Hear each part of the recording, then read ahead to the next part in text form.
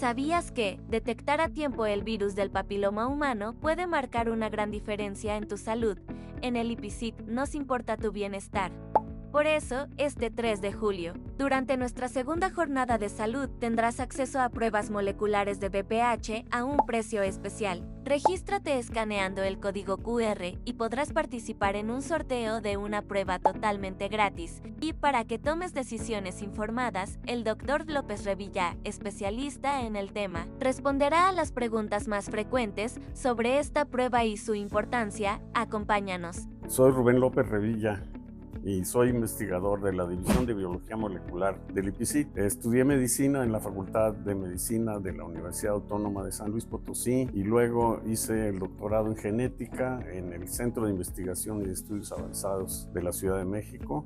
Para comenzar, ¿nos podría decir qué factores aumentan el riesgo de contraer una infección por VPH?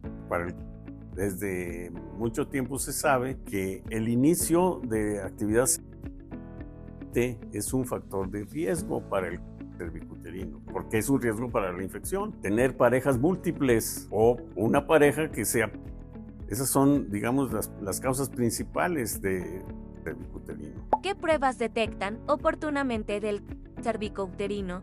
No, la única prueba, el estándar de oro que se dice, lo definitivo, es o sea, con una pinza como sacabocados, se toma un pedazo, ese se fija, se incluyen parafina y se hacen cortes y un patólogo las ve en el microscopio las células y entonces así puede decir si las células no han invadido, si están solo en el epitelio, o sea, si la lesión intraepitelial o ya es invasor. ¿Qué es el Papa Nicolau? La prueba de Papa Nicolau es una prueba, digamos, relativamente antigua que inventó un médico de ascendencia griega en Estados Unidos que se llamaba Georgios Papanikolaou. Y lo que él encontró, como se dedicaba a estudiarlos, pensó que a lo mejor tomando raspados, frotis de los sitios donde podía haber células, y embarrándolas en una laminilla y tiñendo la laminilla, entonces podría observar los cambios microscópicos característicos de las células.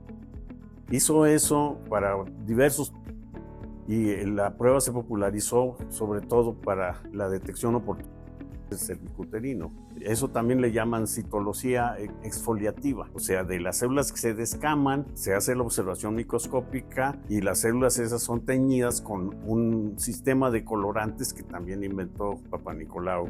La mayoría de las mujeres no requieren una prueba de Papa Nicolau cada año porque el desarrollo, la progresión neoplásica que se dice, o sea, los cambios hacia el invasor son paulatinos y toman bastante tiempo en general, toman de 5 a 15 años. Entonces, no es necesario hacerse las pruebas semestrales o anuales. Lo que recomiendan los expertos y los encargados de los programas nacionales de tamizaje para prevenir el cervicuterino es que la prueba de Papa Nicolau se haga cada 3 años. En Estados Unidos y en otros países se hacen las pruebas, digamos que a los 30, 35 años, las co-testing se dice en inglés, se hacen las dos pruebas, el Papa Nicolau y la prueba de VPH, juntas. Si ambas son negativas, o sea, si no hay cambios morfológicos en las células, si las células son normales en apariencia y si no hay VPH, entonces las pruebas se puede repetir hasta después de 5 años. Eso es lo que se recomienda. De modo que a lo largo de la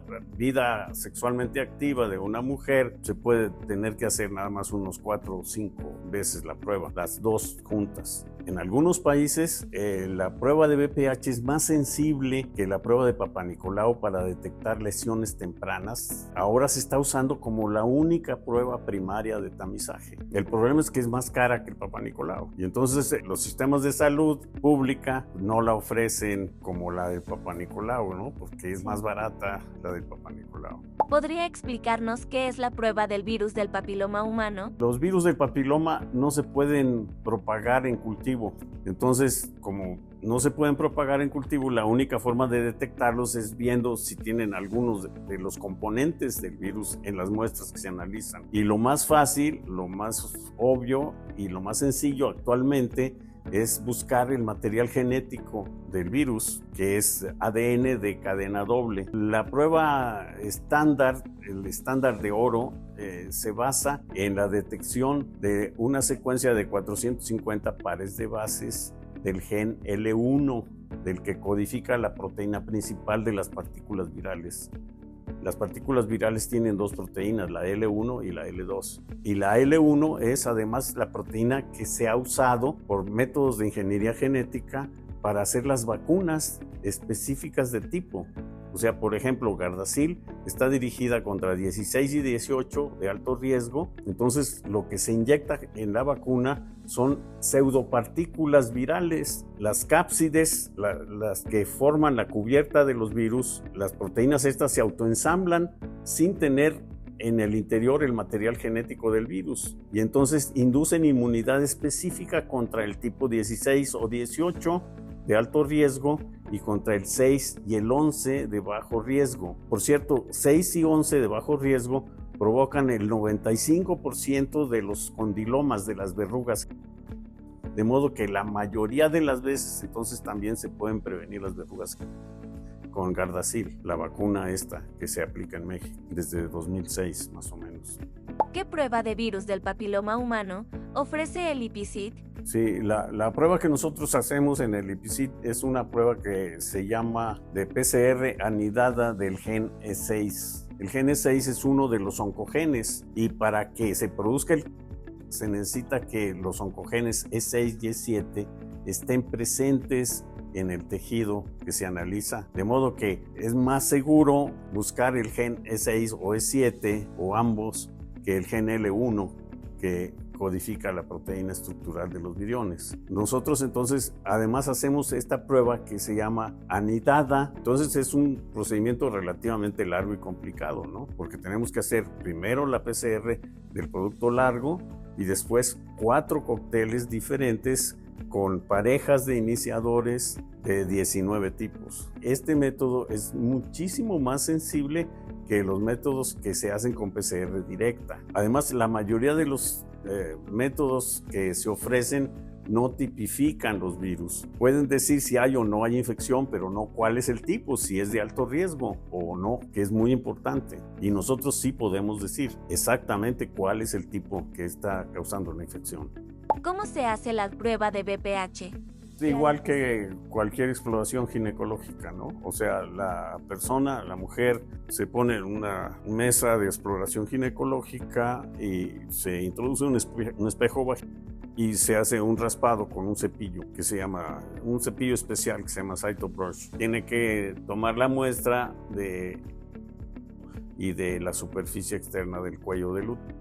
Y esa muestra se pone en un vehículo que lleva un fijador que permite mantener la muestra sin alteraciones por semanas. Y así nos llega a nosotros la muestra.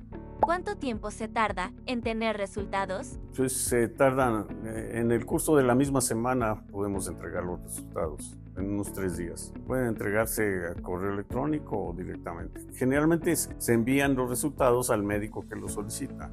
¿Quiénes deben hacerse la prueba de BPH?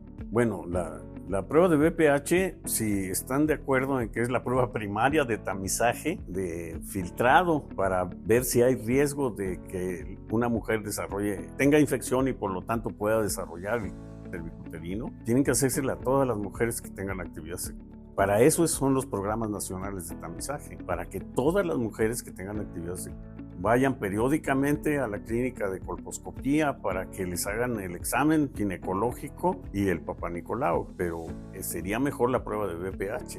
Si alguna mujer tiene ya datos de cambios morfológicos, o sea que las células están progresando hacia el cervicuterino en el papanicolau, se hagan la prueba para ver si tienen un tipo de alto riesgo y entonces tomar las medidas necesarias para el tratamiento, ¿no? ¿También habrá pruebas para hombres? Sí, pues de hecho yo he tenido pacientes que han venido parejas. ¿Qué significan los resultados de la prueba de BPH? Recomendaciones para los pacientes. nosotros tenemos una hoja de diagnóstico, ¿no? En donde decimos cuáles son los tipos de virus que exploramos y si encontramos qué tipo y si es de alto riesgo o no. Y ese es el diagnóstico que hacemos. Pero eso se lo pasamos al médico, ¿no? Y el médico es el que hace las recomendaciones de seguimiento. A ver, en el caso de que haya una infección, pues entonces si hay un tratamiento, por ejemplo, o congelación de la zona, o si se extirpa la lesión quirúrgicamente, pues conviene hacer un seguimiento, ¿no? Para ver si ya se eliminó la infección. Ahora, claro que si la mujer tiene una pareja que esté infectada, pues entonces también tiene que verse a la pareja y también eliminar la infección.